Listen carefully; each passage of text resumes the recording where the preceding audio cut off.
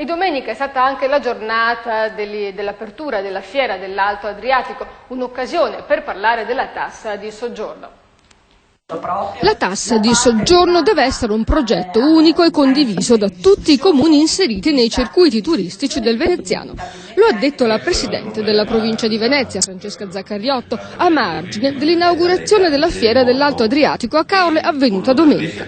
La tassa, che è stata ormai adottata da tutti i comuni che si affacciano sul litorale, anche se con modalità diverse, è stata al centro di molte polemiche tra le categorie turistiche. Jesolo per ultimo ha ceduto annunciando l'applicazione della tassa, ma riservandosi di ritirarla nel caso che il bilancio conceda una tregua alle casse del comune.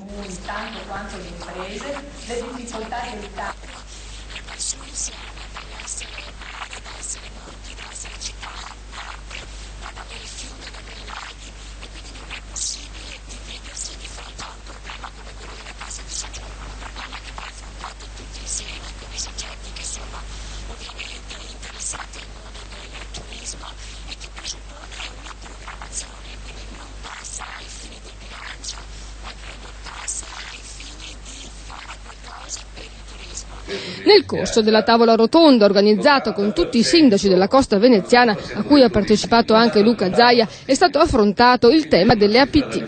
I comuni chiedono il trasferimento delle competenze delle aziende di promozione turistica, che ora sono invece nelle mani delle amministrazioni provinciali, e con l'abolizione delle province le regioni potrebbero, secondo i primi cittadini, stanziare i fondi direttamente ai comuni. Non è il caso di Venezia, dove comunque la provincia sarà sostituita dall'area metropolitana, salvo che il nuovo governo non apporti modifiche al decreto approvato da Monti. Tra gli stand dedicati alle attrazioni turistiche della fiera non sono poi mancati gli spazi dedicati alla gastronomia, e queste immagini rivelano una inusuale arte della scultura.